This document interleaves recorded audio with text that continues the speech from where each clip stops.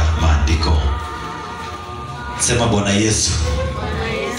Bwana Yesu, najitoa kwa ajili yako, unitawale. Nipe neema na hekima na ufahamu wa Roho Mtakatifu, nikuelewe, nikufate, nikuishie mpaka mwisho. Roho Mtakatifu, nifundishe kuzijua njia za Bwana Yesu. Asante Roho Mtakatifu kwa kunifundisha. Kwa jina la Yesu nimeomba na kuamini. Amen. Bwana Yesu asifiwe. Basi naomba tuende katika somo letu ambalo si mwisho kabisa, lakini kulingana na mpangilio wetu kwenye karatasi hizo ni somo la mwisho.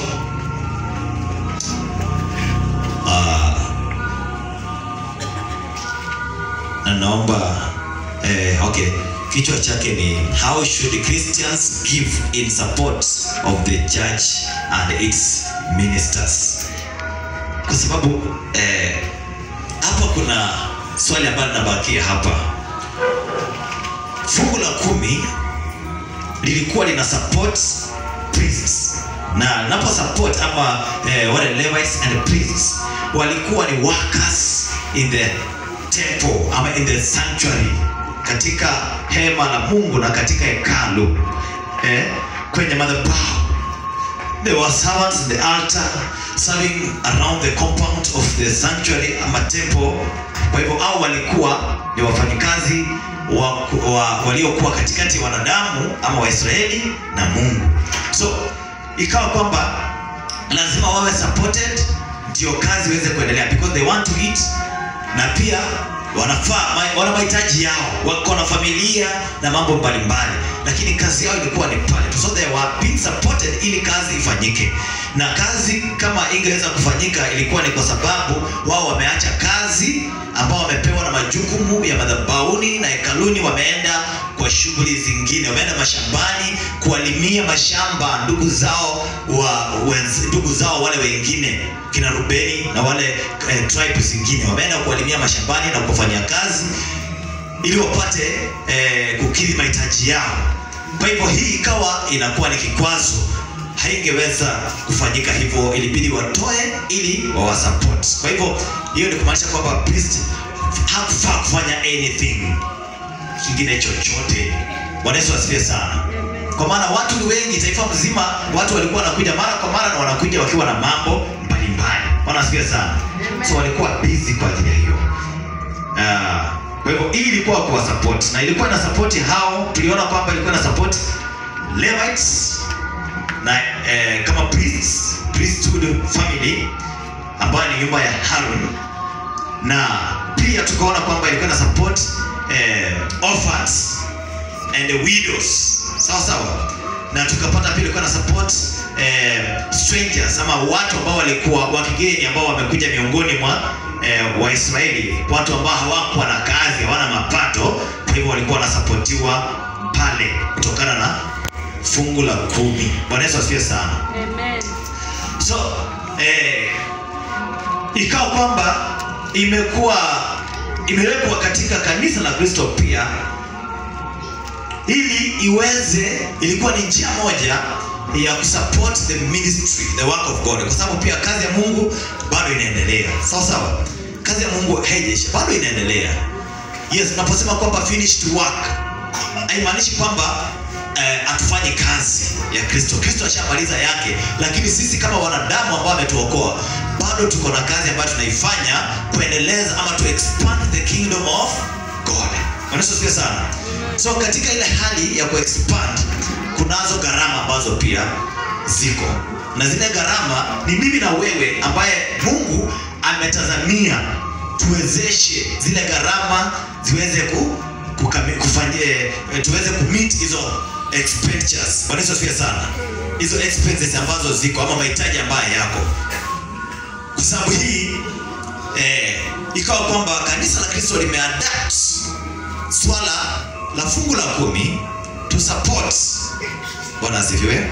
To support, ambapo si mbaya, haikuwa vibaya, lakini shida ni kwamba wakati nimekuja with a good motive, kwa kwamba imekuja na nia nzuri to support, it was not supposed iwekwe kwa kanisa kama sheria tena, kuwarudisha kanisa la Kristo chini ya agano la kale ama sheria. Bwana Yesu asifiwe sana. Amen. It was just supposed iwe katika kanisa to support the work of the expansion of the kingdom of God freely by grace, not by law. Bwana Yesu asifiwe sana. But kwa sababu ya ugumu wa mioyo na kutokuelewa kwa watoto wa Mungu, because wanadamu wanadamu mara mingi wanapenda kusukumwa, na wanapenda kukaa chini ya sheria fulani. Wanadamu wanapenda kukaa chini ya sheria fulani. Hata ukimpea freedom, ataharibu na kutumia ile freedom vibaya.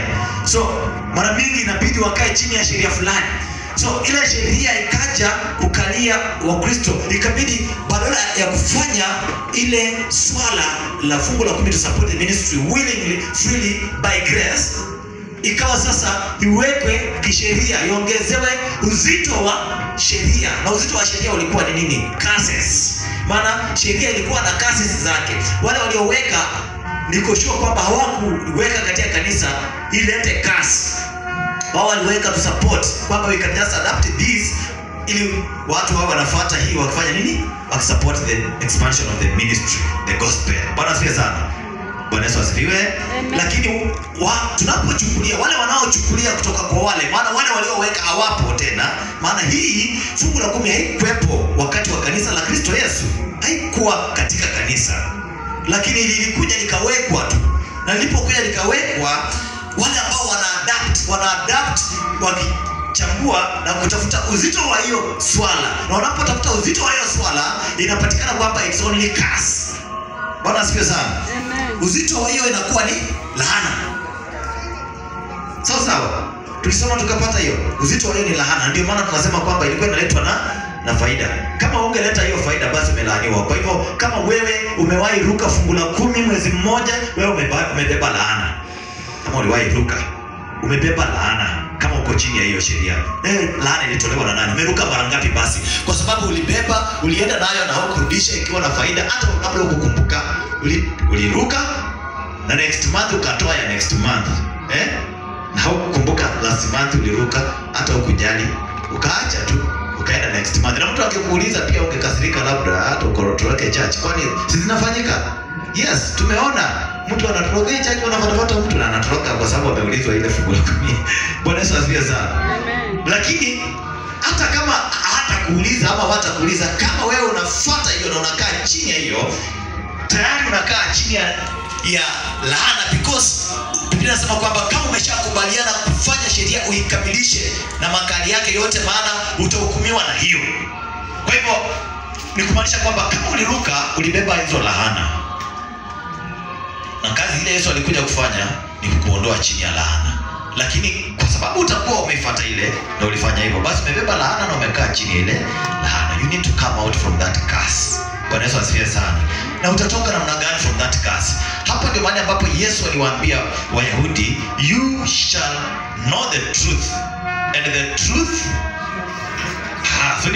and the truth shall set you free.